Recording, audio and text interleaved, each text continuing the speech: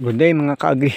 Ngayong araw po ay continue pa rin tayo sa paglilinis dito sa ating Lakatan Farm. Para po ma-maintain natin yung kanyang beauty. Today's topic po ay gusto ko rin i-share sa inyo yung principles ng mga nagtatagumpay sa pagtatanim ng lakatan sa kahit anong venture ng hanap buhay. Ika nga, sabi ng kasabihan, parang naging kasabihan, quitters never win, winners never quit. Yung tanong ko lang applicable rin kaya yan sa pagtatanim ng lakatan? Yun po yung ating tanong. So as far as I am concerned regarding that matter, nakita po natin that is almost 90% applicable sa pagtatanim ng lakatan. Bakit nga ba? Habang naglilinis tayo dito, share ko lang sa inyo yung naging konting experience natin dito sa paglalakatan, na muntik na rin tayong umatras. Yun po, muntik na rin tayong umatras dito dahil po sa first experience natin ng pagtatanim ng lakatan. Bakit nga ba mga kagri? Bakit nga ba? Kasi po sa experience po natin dito, siguro masasabi kong isa sa pinaka-challenging po sa part ko bilang isang lakatan farmer, compare to other lakatan farmer po siguro, kasi po tayo ay daan po tayo ng napakalaking innovation sa pagtatanim ng lakatan. Kaya muntik na talaga. Sa maniwala po kayo sa hindi, yung unang experience po natin dito nang nagtatanim po tayo ng lakatan, muntik nang matalo. Yun po talaga yung totoong istorya ko. Muntik nang matalo kasi nga po sa unang tinanim namin na 400 kapuno ay napabunga lang namin more than 200 kapuno. Yun po. Dahil yung in-apply po natin ay hindi po fully conventional na pagtatanim, gaya po sa mga maraming nagtatanim ng lakatan sa ngayon. Yung nangyari po kasi ay yung mga napagtutunan po natin sa mga seminars po, hindi po natin yung 100% na sinunod. Kasi nga nag-try po tayo ng innovation talaga sa pagtatanim ng lakatan, na imbes na purely chemical at synthetic po, hindi po tayo gumamit ng chemicals na synthetic mga ka-agri. So yun yung napakalaking challenge po sa pagtatanim ko noon ng lakatan. Kaya sabi ko sa partner ko na pinsan ko na rin, try natin talagang magpabunga ng lakatan na hindi tayo mag-i-spray ng insecticide, fungicide na heavy chemicals based. Try natin gawin na ang natural way na magpapabunga siya. Hindi naman natin magawa na ang 100% na organic na pagtatanim. Try natin na hindi talaga mag-i-spray ng chemical fungicide at mag-a-apply ng insecticide. Kaya nga ba kayang mapabunga? Alam niyo mga ka-agri, nako, malalaki yung bunga, pero yun nga yung problema. Almost 40% nasayang, hindi namin napabunga kasi nga tinamaan ng banchitap. Kasi tinatry namin noon na hanapan na rin ng cure, kung maku-cure ba talaga yung banchitap o hindi. Sa kasamaang palad po, hanggang ngayon ay hindi ko nakita yung solusyon doon sa Banshee Top na may cure na siya. Yung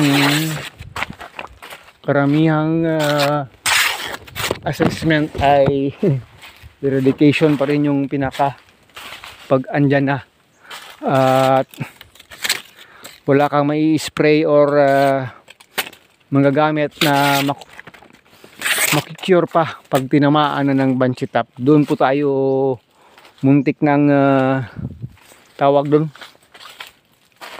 mag-quit na talaga sa pagtatanim. Kasi sa buong season ng 1 year and a half po na ipabalik lang namin yung kapital namin, wala po kaming masyadong nagiging profit. Kasi nga halos 40% hindi na namin na tawag doon napakinabangan.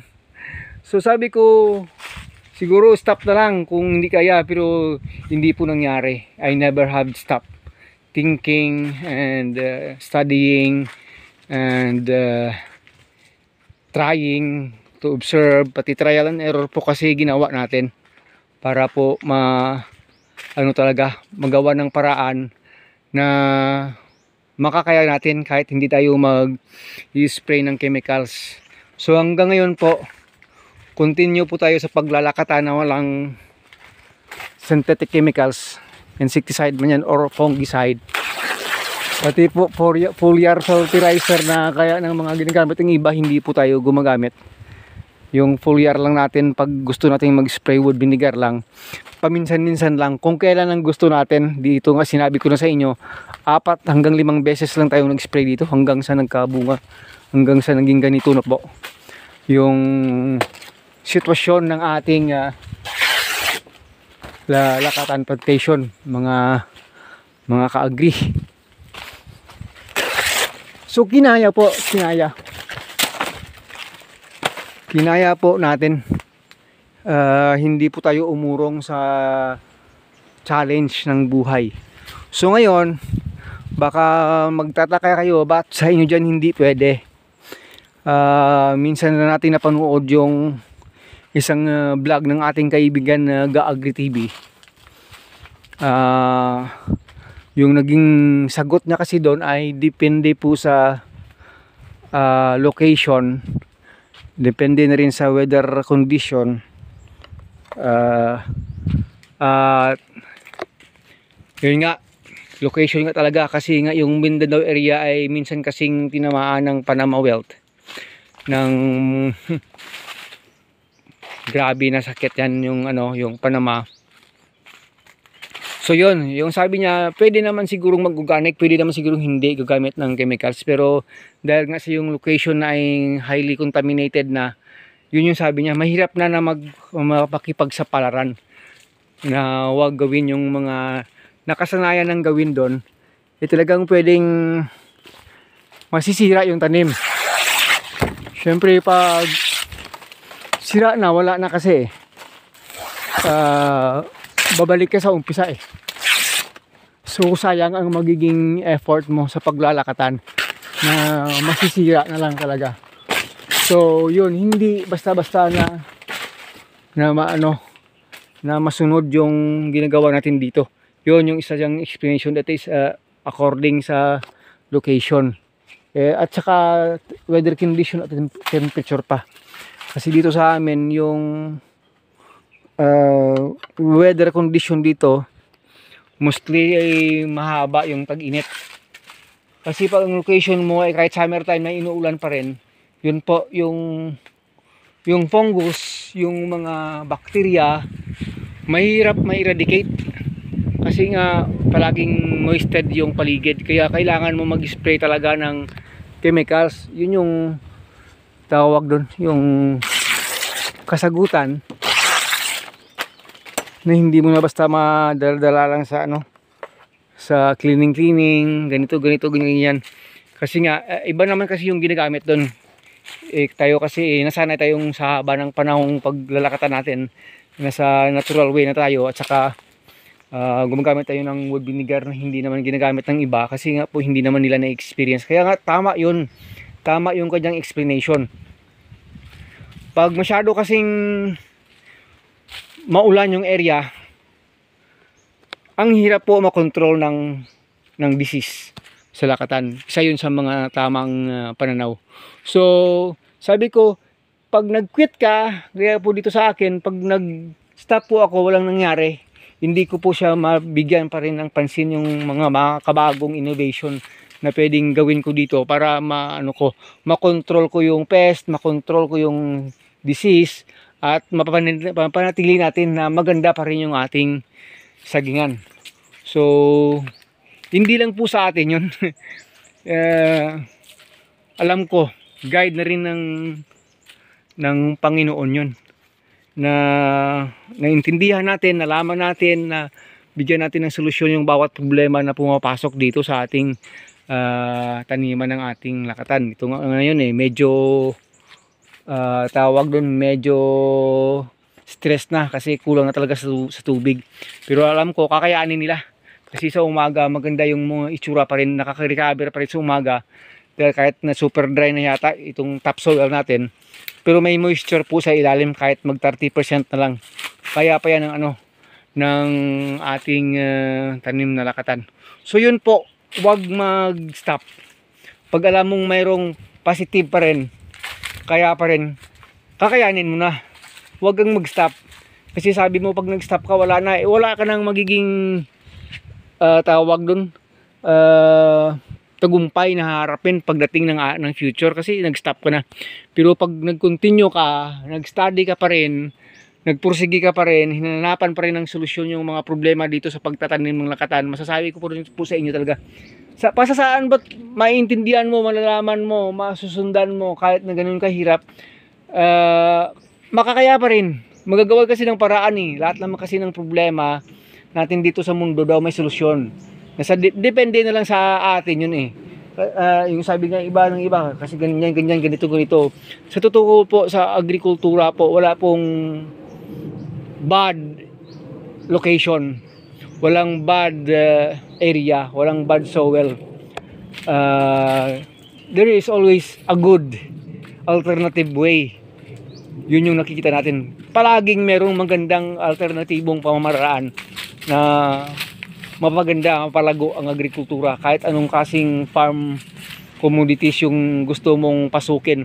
Mapa livestock ka man, mapa tanim ka man. Ganun po. Meron po talaga. Kasi hindi kasi naman tayo natutulog. Yung ating Department of Agriculture continue na rin sa research na pwedeng maitulong sa mga farmers. So ganun po talaga. If you quit, you lose.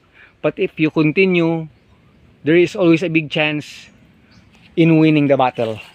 Kaya sa muli hanggang dito na lang, Agritech Mix TV po. Nagpapasalamat po sa ating mga palagi ang sumusunod sa ating mga video, sa ating mga konting payo dito. Hindi naman expert tayo, yun nga po, more on experience.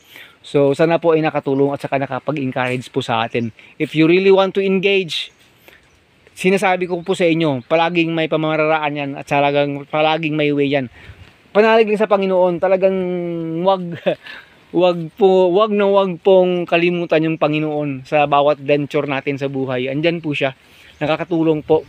Siya yung pinaka na tumutulong sa atin. So maraming salamat. God bless us all. Mabuhay ka magsasakang Pilipino.